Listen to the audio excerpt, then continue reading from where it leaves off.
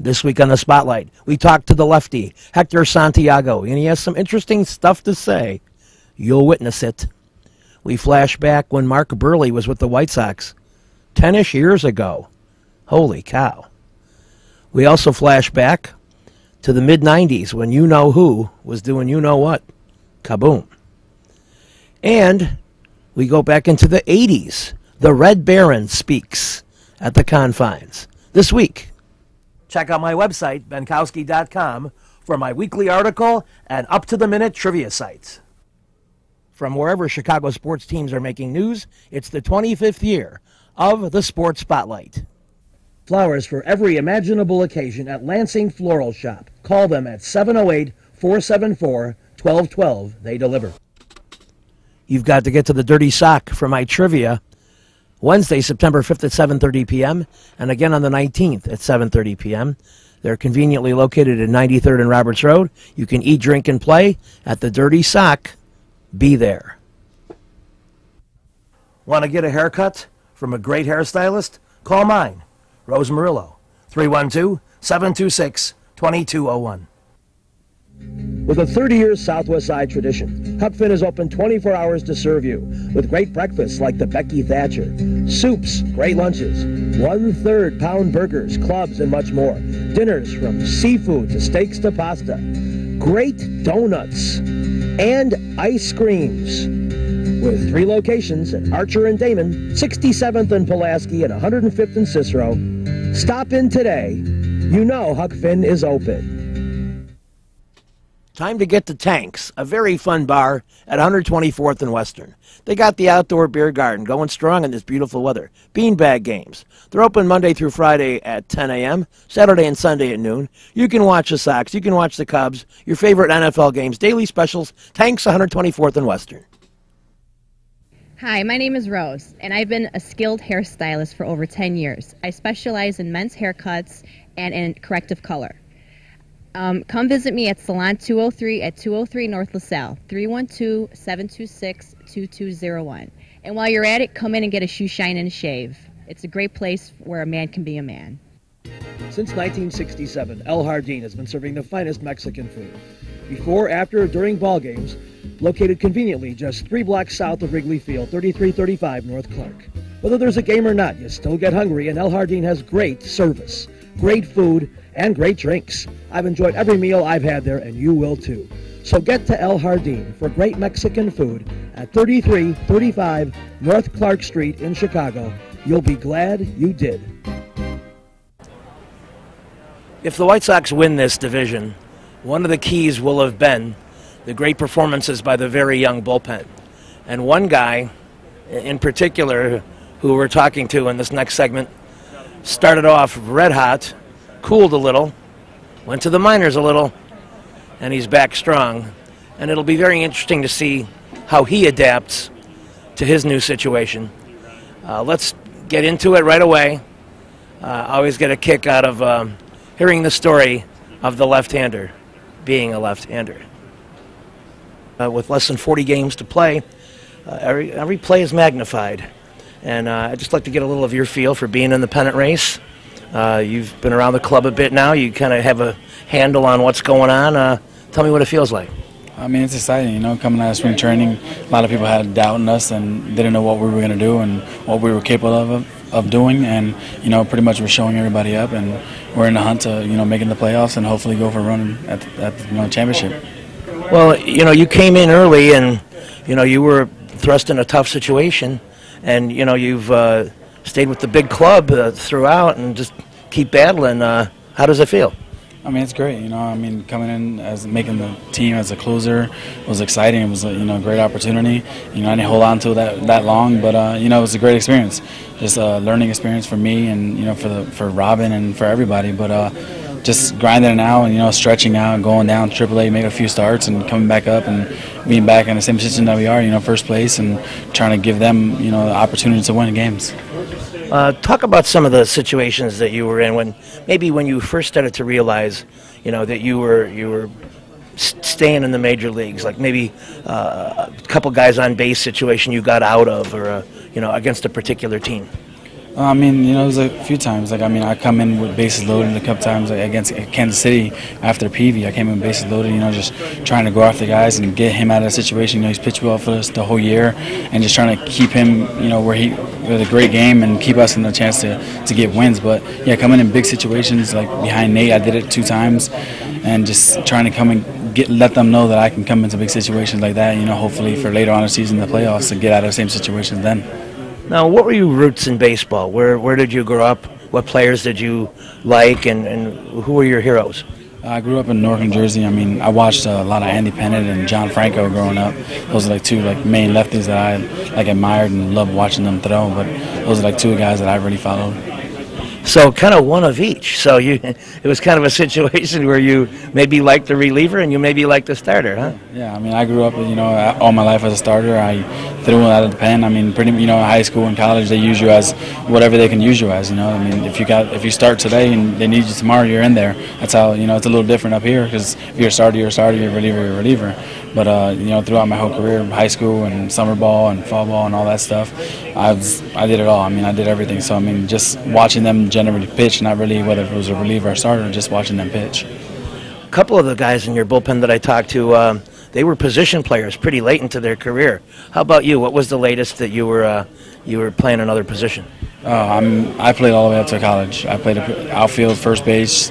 I played it all. I mean, I've done left-handed third baseman. I mean, I've done seriously everything in high school. But I pitched my whole career, you know. But it was just something I just loved to be out there every day, and whatever, it didn't matter what position it was. I don't mean to make light of this, but being left-handed, what did you stand like on the bag so you could make all the plays going the other way? Oh no, I just did it. You know, sometimes I would do like a little 360 spin or just go right across, just car up and throw it. That's something. Talk about some of the experiences, maybe watching pros on television when you were growing up, and some of the World Series champions that you maybe appreciated.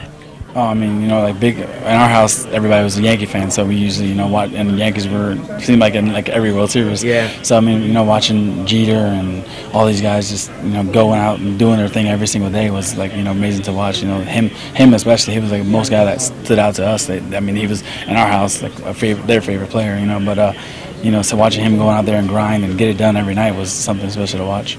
And now they're right across the way, and who knows what a late inning situation could bring. Have you ever had a little difficulty with that, where you were facing somebody who you admired growing up? No, I mean, you know, for me, like the only guy that I really like had something like going against, or I wanted to do it more or get him out, was Cano, because I know his family growing up from, you know, since we were little kids. My best friend is his cousin. Oh. So I had something, you know, when we went to Yankee Stadium, when I faced him, I had, you know, I felt like I had a little more like thriving that at bat than I really do any other. But I mean, I take every at bat or every inning is serious, but that was just like one more at bat that I wanted to get out more than every other. Yeah, I can relate to that. As a young reporter, there were some people that I was going to talk to, and they were Hall of Famers, and I was like, you know, it took me a little extra to get over the top, but you get it done then, right? Yep, you get it done, yeah. Talk about your lineup. Your team has been a top 10 scoring team. You know, maybe not as consistent as everyone would like, but you got some power in that lineup.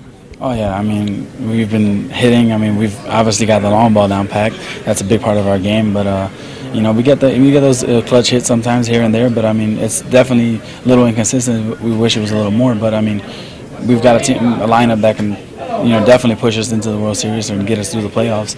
You know, just if everybody clicks at once, it's a devastating lineup. To wrap up, what's the main thing that your team needs to do to keep winning series? And particularly, I'm going to think maybe it is your own division, doing the job in your own division. Pretty much doing the same thing we're doing right now, you know, grinding out at bats, you know, starters going deep into games, giving us the bullpen a chance to, you know, hold it down. Just pretty much doing the same thing we've been doing all year. I don't think we need to change anything. We just need to click and just keep going. You know, hopefully we get Diaz back in a few days and get him back on top of our lineup, and you know, I think we'll be fine. We wish you continued success, and be looking for you in October. All right, yeah, well, thank you. Thanks a lot. Yeah, no problem. We'll be back right after these messages. Milano's Pizza at 109th and Western is the place to order from, like I do. Lasagna, chicken parm, Italian beef, and stuffed pizza besides the thin crust. They're open Monday through Wednesday at 3 p.m., Thursday through Saturday 11 a.m., and Sunday at noon. Call them at 773 445-4010. Come play in the area's classiest billiard center, Jukebox Billiards, 7910 Calumet Avenue in Munster, 2 blocks south of 8094. Selling the most famous names of pool tables and billiard equipment. Specializing in table recovery and moving of tables. A complete pro shop with the most brand names of cues and cases. Celebrating over 20 years, excellence, top billiard tables, the place where the action is, Jukebox Billiards, 7910 Calumet in Munster. You've got to get to McKell's Inn at 3259 West 111th Street, just west of Kedzie, where good friends meet for a cool one. Tuesday and Thursday they have $1.50 domestic bottles, $4 Guinness every day. Great people, great staff, and I'll be starting my trivia there in September on Tuesday nights. So I'd like you to come out and see me at McKell's Inn, 3259 West 111th Street on the southwest side. Bring your car to Quick Stop Muffler and Brake at 95th and Pulaski, and they'll fix it right. They also do shocks and struts, free estimates. Call them at 708-423-3700. They're very thorough in their work, and they have very competitive pricing. Quick Stop Muffler and Brake, 95th and Pulaski. We're back on the spotlight. We go back to 2003, and Mark Buehrle is talking before they go to spring training about his role and that White Sox team. What's going to happen in 2003? Coming off a 19-win season, the White Sox add Bartolo Colon to the mix, and Buehrle seems, in his own controlled way, excited about the prospects for 03, as he will have some veteran support. In fact, he may end up being the #2 pitcher, but I don't think that bothers him. Jerry skipped the day after that trade happened, and I told him if I'm starting on the 5th day or the 4th day, I could care less. As long as I get the ball once every 5 days, go out and help this team win, I'm behind it 100%. Do you think this takes a little bit of a burden off of you, knowing that Colon is here, because you were the most consistent starter last year? Oh, yeah. I mean, the record that Colon has, going out there throwing innings, winning games, it's going to be nice to have a 1-2 punch up there, and especially with the way that Danny Wright and Garland pitched last year in the second half. Hopefully they continue it this year, and we'll have a good fourth pitching. Do you have to be kind of cautious not to be too excited by the moves that this team has made in the offseason? Yeah, I mean, you can't. That's what I'm saying. That's why I think Minnesota is still the team to beat, because it don't matter what we go out and do and what they do. On paper, yeah, it looks good for us, but we got to go out there and compete against them, and they're a good team. And just like I said, we feel confident that we're going to be able to battle with them for first place. Mark, a couple of the offensive players in your team said that, as great as the Colon and Koch additions are, that they're excited about some of the younger guys who backed you up in the starting rotation as having another year under their belt and being guys who could maybe approach your 18-19 win level. Well, that's what I was like the way that John and Danny pitched last year. If hopefully they continue that in the second half, or like they did in the second half last year, and come out this year and start off odds. We're going to have 4 of the top pitchers in the league, I think. I know that you said in the past that you always consulted the older guys as much as you could and accepted tips and accepted advice. Garland was saying that he'll take advice any which way, and I got a feeling that you probably offered a few bits of information that he was able to apply last year. Well, as I said, I'm not the type of guy. A lot of times when I go out there and pitch, it's up to the catcher to call my game. And, I'm kind of learning as I go out there. Every time I pitch, I'm learning stuff. So I've always said if anybody needs me, come up and ask me a question, and I'm going to answer it if I can, and then try to help them out. But I mean, getting Bartolo in here, hopefully a lot of guys can start talking to him. Reduce that burden. Talk about your lineup and what you think maybe the top 5 positions will look like in 2003. Well, I think we're getting pretty much the same people back on the offensive side and defense. I think hopefully Frank come back and have a healthy year and do what he's done his whole career, go out there and bat 330 and have 50 home runs and over 100 RBIs. So I think the big question right now is going to be the pitching staff with all the new guys we got. Offense, I think, ranked second in runs last year, so hopefully they can keep that up, and pitching can hold up too. And what about your bullpen? Tell us what impresses you about it. Well, I mean, we've got a lot of guys. Rick White coming in with the Cardinals last year, did an outstanding job for them in the playoffs. Tom Gordon, hopefully he can stay healthy, and then of course you get Billy Koch at the end of the game coming in throwing 100 miles an hour for the last inning. You got to be excited for that. You sure do.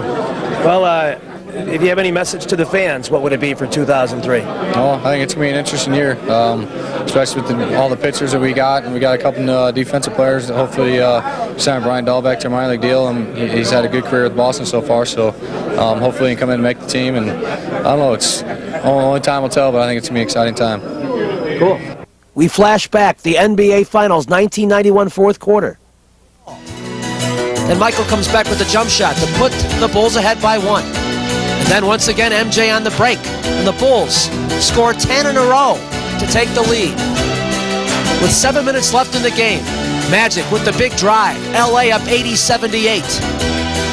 But then Jordan into Horace Grant for the big jam. Bulls up 2. More North Carolina action as Perkins hits from the outside. Then Pippen drives the basket, gets the foul call. Divac says, me? Yes. Pippen hits a pair of free throws. Bulls up 1. A minute left. Michael misses the important jump shot. And then Sam Perkins, you saw it by now, the 3. 92-91 Lakers. Then with just 2.7 seconds left on the clock, Michael will have one last chance to win it for the Bulls, and does not. The ball bounces away, and the Lakers are the winners. With a 30-year Southwest Side tradition, Huck Finn is open 24 hours to serve you with great breakfasts like the Becky Thatcher, soups, great lunches, 1/3 pound burgers, clubs, and much more. Dinners from seafood to steaks to pasta, great donuts, and ice creams. With 3 locations at Archer and Damon, 67th and Pulaski, and 105th and Cicero. Stop in today. You know Huck Finn is open. You've got to get to Lansing Floral Shop. Open at 8 a.m. daily. Besides a great array of live flowers, they have custom silks, Bridgewater candles. They want you to plan your parties early at a wide delivery area. They're located at 3420 Ridge Road in Lansing, or you can call 708-474-1212. Weddings, funerals, birthdays, anniversaries, and guys, try the No Reason flower. Believe me, it works. Lansing Floral Shop. Give them a call, 708-474-1212. George's Sports Bar is not a secret anymore. 5407 West 95th Street, just a couple of blocks off Central. They have $1 Bud bottles Tuesday and Thursday, $1.50 domestic Sunday and Wednesday. They have a DJ on Friday. They have Golden Tea, and they have a very cool mini bowling alley at 5407 West 95th. Get there. Come play in the area's classiest billiard center, Jukebox Billiards, 7910 Calumet Avenue in Munster, 2 blocks south of 8094. Selling the most famous names of pool tables and billiard equipment, specializing in table recovery and moving of tables. A complete pro shop with the most brand names of cues and cases. Celebrating over 20 years, excellence, top billiard tables, the place where the action is, Jukebox Billiards, 7910 Calumet in Munster. Don't have to go as far back to find the Bulls being good. 4 years ago this week, I was talking to Judd Buechler, now a three-point whiz with the Pistons, and the Bulls were beating New Jersey. Started great for Jersey, even on the defensive end. Chicago area very own Kendall Gill finishes up sweetly, and the Nets were off and running. And still more fine defense. And then on the break, Kerry Kittles. New Jersey actually led by 18 points. And then when you get a 7'6" guy hitting jumpers, you know you're in business. But the Bulls, as they so often do, righted themselves. And in the second quarter, even with a few missed shots, when you got Rodman scoring, then you know things are going well for you. The Bulls would score 70 of the next 100 points of the game. Scotty on the break. And then the guy that we featured not too very long ago, Judd Buechler, knowing that he has to be the igniter. Well, let's watch him ignite. Coast to coast, and the Bulls win handily. With all due respect to Phil Jackson as the coach of the year, there's some folks who feel that the year's not even over yet. that Doug Collins and Mike Fratello, the teams they have and no big centers, are maybe the front runners for coach of the year. Your thoughts about the kind of job that they're doing? I mean, with a team I wouldn't say that doesn't have a big 7-foot center. We don't have one either. I mean, we don't have our starting center. We've kind of patched up that hole, and I think when you think about all the personalities and different things you have to contend with, I mean, the pressures that we have to deal with, Phil's done a heck of a job. I can't ever say that someone else. I agree. Thank you. Okay. As well as you pass, has there been any coaches or any teammates telling you that maybe you should look for your shot a little bit more than you actually do these days? I don't remember. What do you think about that idea? Yeah, I have to do that. I agree with you. Are you free as a coach? Well, whatever I can offer here.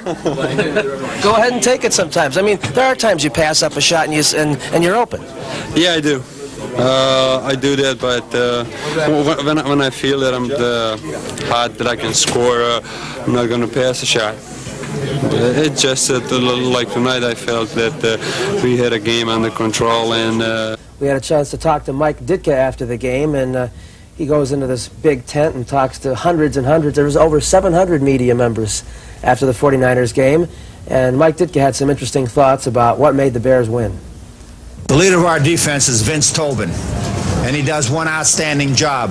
I've never seen a team better prepared, and I asked him before the game what he thought. He says, Coach, he said, we're ready. We'll play him good. So we just got to stay away from the big plays. So I just tell you, he's the leader of our defense. On the field, Singletary, Hampton, Dent, I can't say it, every one of them. Chico, Doerson with the big interception, Tate playing back there. We put Troy Johnson in. He makes a key play on the bootleg to knock the ball away. On a definite first down, it gives them a field goal to go ahead in the football game. I mean, they run a sweep on Troy Johnson. He goes in and he knocks the kid in the backfield, one of the best runners in the league. You know, I think they faced the challenge. You got to give them credit. Like I said, I don't know how good we are, how bad we are, but I know one thing: that they went out and they relished the challenge of playing one good football team. And today was our day. We ended up on the best end of a very tight score. So you know, it might happen the other way some other time, but today was our day. That's Bears coach Mike Ditka. You're pretty fired up like he was.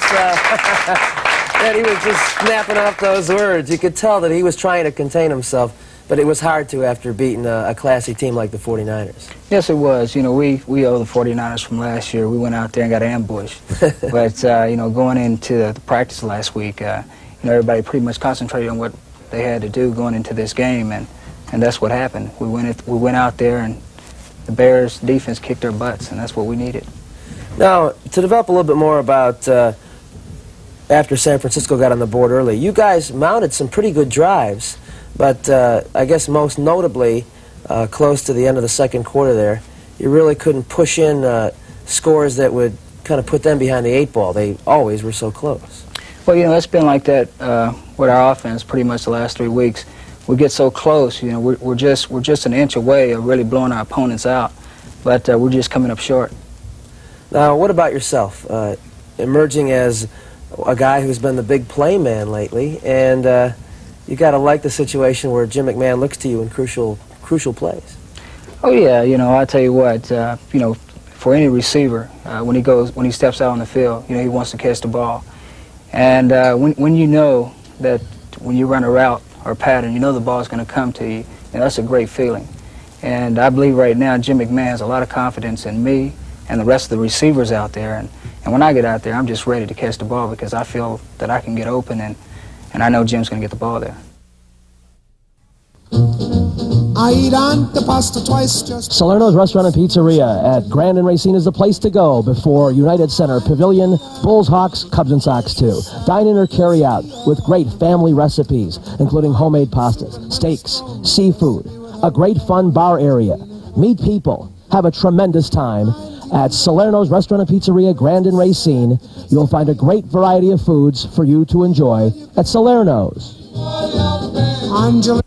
Go play at Red Shoes Billiards, 12009 South Pulaski in Ulsan, featuring 16 Brunswick Gold Crown pool tables, drop fluorescent lighting fixtures, and the fabulous grade of cloth. Call 708-388-3700. That's Red Shoe Billiards, 12009 South Pulaski.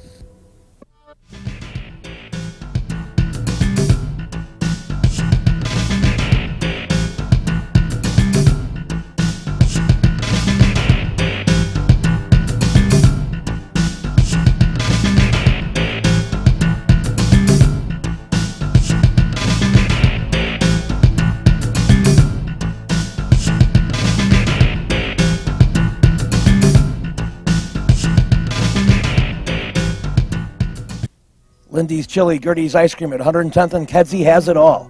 From fresh-made burgers, fries, hot dogs, chicken, turkey, Polish, shrimp, tuna, barbecue, ham, tamales, quesadillas. They've got salads and plenty of ice cream with sundaes, banana splits, and seasonal favorites. Get all these things at Lindy's Chili, which is where I start, but I always get a little something extra, at 110th and Kedzie. We're back on the Benkowski Sports Spotlight. We're in the dugout with the Cubs. We're talking to Rick Sutcliffe. And Rick, a couple days ago, I was showing you a Sports Illustrated cover from, I think, almost this exact day in 1984 with you and Dwight Gooden posing, and it was who was going to be the Cy Young Award winner. And he's very video aware, isn't he? Oh, just another cheap trick to get on television. But it had kind of an interesting point of reference because it was down to the wire that year, and although this year the race isn't quite as tight, you might say, because you and the Giants are in excellent spots. I want to draw the parallel between 1984, when it was a kind of year where everything went right for you and the Cubs, and this year a different kind of chemistry on the team, a different kind of blend. Could you contrast the two teams? Well, there's an awful lot of differences in the two ball clubs. That ball club had an awful lot of veterans. It had a lot of experience. It had guys that had not only been in the playoffs, but had been in the World Series and had won the World Series.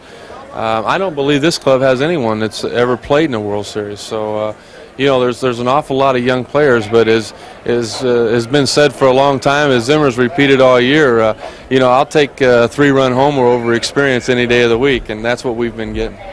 Talk a little bit about some of the young guys who've emerged, and even maybe especially on the pitching staff. Well, I think the number one name that has to come to mind is Maddox again. You know, he won 18 games last year, and you know, everyone ran it and raved what a great pitcher he was. And to come back and win 18-plus games again this year puts him in the elite class in all of baseball. I mean, you just can't say enough about what he's meant to our ball club. Bilecki's been like a diamond in the rough. You know, this guy's been around for a while. He's had some success, a lot of success in AAA, but never really got a chance at the big league level. And through Dick Pole and Don Zimmer, he found himself. He's won 17-plus games this year. And, you know, anytime you're 10 games over 500, that's just a big, big lift to the ball club. You go down to the bullpen, and obviously you start with Mitch and the job that he's done, the heat that Jim Fry took over making that deal. Jim deserves an awful lot of credit because he took an awful lot of pressure for making that deal, but obviously we wouldn't be where we're at right now. We wouldn't be doing this interview if it wouldn't have been for the trade that he made there. And, you know, the rest of the bullpen, you know, it seems like anytime we needed a lift, anytime someone went down the rotation, or anytime Mitch wasn't able to get the job done, someone's come through and done the job, and it's really been a collective effort from everyone. This is the Sports Spotlight. This week's show has been brought to you by the Lansing Floral Shop. Call for your flowers at 708-474-1212. Huck Finn, a great wide-ranging menu, along with donuts and ice cream. Open 24 hours at Archer and Damon, 67th and Pulaski, and 105th and Cicero. Imprint Graphics, leaders in booklet, perfect bound saddle stitch. Very competitive pricing, 708-396-1010.